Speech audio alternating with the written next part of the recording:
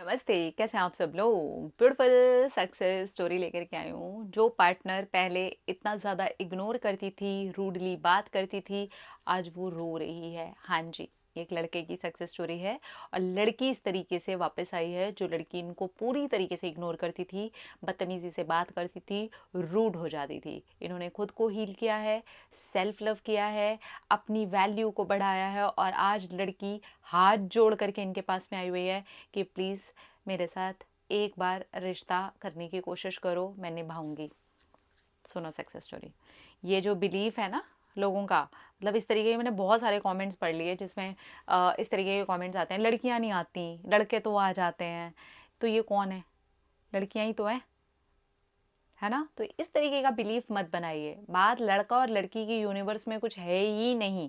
ये हमने अपने माइंड के अंदर बातें बना रखी हैं, ठीक है?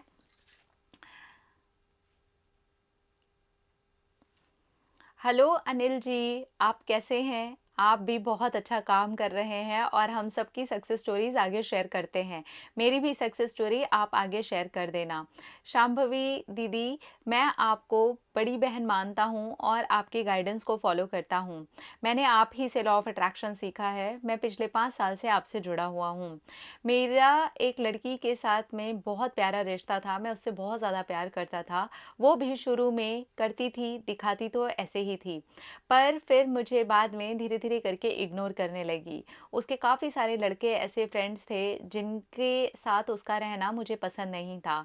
वो शराब पीते थे और रात-रात को उसको उल्टे-सीधे गंदे-गंदे मैसेजेस करते थे विद फ़ोटोग्राफ्स, जिस वजह से मैं बहुत ज़्यादा गुस्सा करता था और इस बात पर वो भी मुझसे चिढ़ जाती थी। यही सारी चीज़ों को लेकर के हमारी बहुत ज़्यादा लड़ाई झगड़े शुरू हो गए। तब मैं उसको रोकता और वो ये बोलती कि मैं इन सारी चीज़ों को करने में नहीं रुकने वाली हूँ, तुम्हें जो करना है करो। और फिर वो इतनी बदतमीज़ी से बात करती थी मुझसे, इग्नोर करती थी। मैं मैसेज करता था, मुझे 15-15 दिन के बाद में रिप्लाई करती थी। मैं इतने सारे मैसेजेस उसको लिखता रहता था, लेकिन वो मुझे रिप्लाई ही नहीं करती थी। वो सिर्फ़ उन लड़कों के साथ ही एन्जॉय करती थी, हैंग आउट करती थी, मज़े करती थी और मुझे कई बार जलाने के लिए वो उन लड़कों के साथ में फ़ोटोज़ भी पोस्ट करती थी। मैं तब समझाता था कि मत करो, मैं तुमसे बहुत ज़्यादा प्यार करता हूँ। आज मुझे दुःख भी इसलिए होता है क्योंकि मैं तुमसे प्यार करता हूँ, पर तुम मेरी बात समझती ही नहीं हो। मेरे प्यार की थोड़ी तो वैल्यू करो। मैं तुमसे प्यार करता हूँ, इसलिए ऐसे लड़कों से तुमको दूर रहने के लिए कहता हूँ।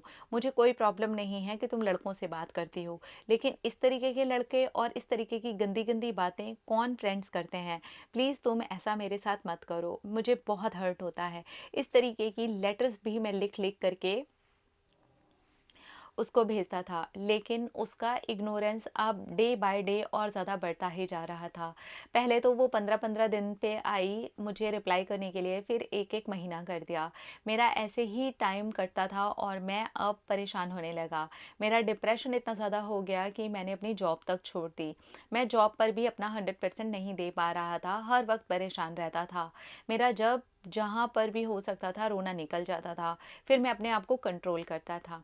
फिर उसके बाद सोचा कि अब मैं क्या करूं? तभी आपका सेल्फ लव का एक वीडियो आया मेरे सामने। मैंने उसको क्लिक किया। मैंने सोचा शायद मुझे अब अपने आप से प्यार करने की ज़रूरत है। इतना इस लड़की के पीछे भाग करके क्या फ़ायदा है? मैं ऐसे तो मर जाऊंगा, ऐसे तो मेरी पूरी ज़िंदगी ख़त्म हो जाएगी। मेरे मम्मी पापा का क्या होगा? मैं उनका इकलौता लड़का हूँ।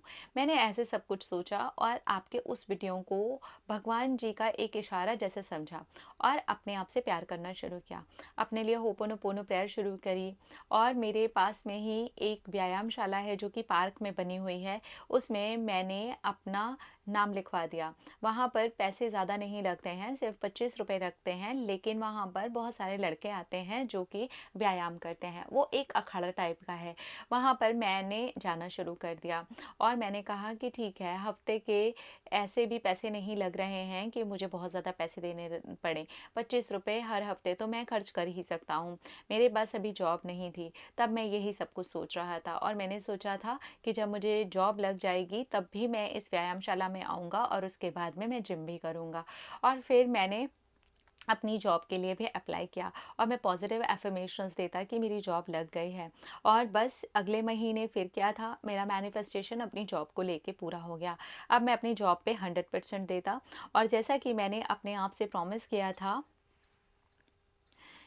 कि मैं एक जिम भी ज्वाइन कर लूँगा, वो भी मैंने ज्वाइन कर लिया। अब मैं आधा घंटा व्यायामशाला में जाता और 1 घंटा मैं जिम भी करता। अपने आप को पॉजिटिव रखना शुरू किया, अपने खाने-पीने पे ख़्याल रखना शुरू किया। मेरा 12 किलो वेट कम हो चुका था, मैं अंडरवेट हो चुका था। अब मेरा वेट 15 किलो बढ़ चुका है कि मैं अच्छा भी लगने लगा हूँ। दिखने में भी बहुत ज़्यादा प्यारा लगता हूँ। मुझे अपने आप से ही प्यार हो गया है। मेरे मम्मी-पापा तो मुझे ऐसे देख कर के बहुत ज़्यादा खुश होते हैं। अब आती है उस लड़की की बारी। उस लड़की ने मुझे मैसेज करने शुरू किए। ये हुआ 8 मंथ्स के बाद। उसका पहला मैसेज आया, हेलो। मैंने कोई रिप्लाई नहीं किया क्योंकि अब मुझे कोई इंटरेस्ट ही नहीं रह गया था।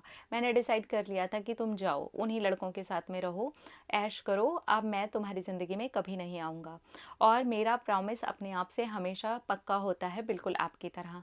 फिर मैंने उस लड़की को कोई रिस्पॉन्स नहीं दिया। उसने मुझे लगातार मैसेज किए, कॉल किए, कई बार उसने मुझे वीडियो कॉल भी किए, इंस्टाग्राम पर भी उसने मुझे मैसेज किया, मुझे तरह तरह के रील्स भेजती रही जो कि सैड सॉन्ग से भरे थे। फिर मेरे सामने रोने लगी, मुझे वॉइस नोट भेजती रोते रोते, मैं तुमसे बहुत प्यार करती हूँ, मुझसे बहुत गलती हो गई है, प्लीज़ मैं तुम्हारे साथ रिश्ते में रहना चाहती हूँ, मुझे ज़िंदगी में एक मौका तो दो, ऐसा तो कोई भी नहीं करता है, एक मौका तो हर इंसान को मिलना चाहिए। तब मैंने मन में सोचा, नहीं, मैंने बहुत मौके दिए, मैं इतना टूट चुका था कि तुम मेरी बात तक नहीं सुन रही थी, अब मुझसे नहीं हो पाएगा। और शांभवी दीदी, मैं सबसे यही कहना चाहता हूँ, जहाँ आपकी सेल्फ रिस्पेक्ट ख़त्म हो और ज़िंदगी के ऊपर बात आ जाए तो ऐसे इंसान को छोड़ देना चाहिए। मैंने वही किया, मुझे नहीं चाहिए वो। मेरी लाइफ में ज़रूर एक अच्छी लड़की आएगी, अभी तो काफ़ी टाइम है, अभी मैं सिर्फ 26 साल का हूँ और मैंने ये सब कुछ देख लिया है। ज़रूर मेरी ज़िंदगी में अच्छी लड़की आएगी सही समय पर, मैं उसे भी मैनिफेस्ट कर लूँगा, पर ये नहीं। Thank you, thank you, thank you. ओहो, क्या बात है, थैंक यू। तो बात लड़के और लड़कियों की नहीं होती, बात ये होती है कि अगर आप किसी टॉक्सिक पार्टनर के चक्कर में फंसे हुए हो, अब यहाँ पर ये लड़की टॉक्सिक है, लड़कों से बात करने में कोई प्रॉब्लम नहीं है, लड़कों के साथ फ्रेंडशिप रखने में भी कोई प्रॉब्लम नहीं है, लेकिन वो लड़के हमसे बात क्या कर रहे हैं इसमें बात है ना। तो मुझे नहीं लगता कि ये कहीं पर भी उस लड़की को गलत रोक रहे थे, टोक रहे थे। तो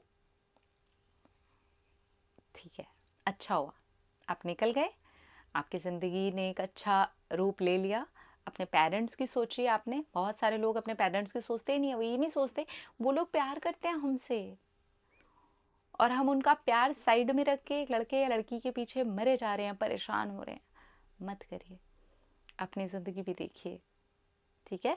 अगर ऐसा कुछ भी हो रहा है, love yourself, pick yourself first, heal yourself. वो इंसान आएगा पलट करके, क्योंकि आप जैसे प्यार करने वाला उसे हर जगह नहीं मिलने वाला है, जैसे यहाँ पर वो लड़की भी आई, लेकिन जब तक ये उसके पीछे पड़े हुए थे वो नहीं आई। जैसे ही इन्होंने थोड़ा रुख अपना बदला, वो लड़की आ गई। एनर्जी ऐसे ही काम करती है। अपना अपना रखिए ख्याल, अपने आप से कीजिए ढेर सारा प्यार ताकि अट्रैक्ट करें ढेर सारा प्यार। I love you, Tata.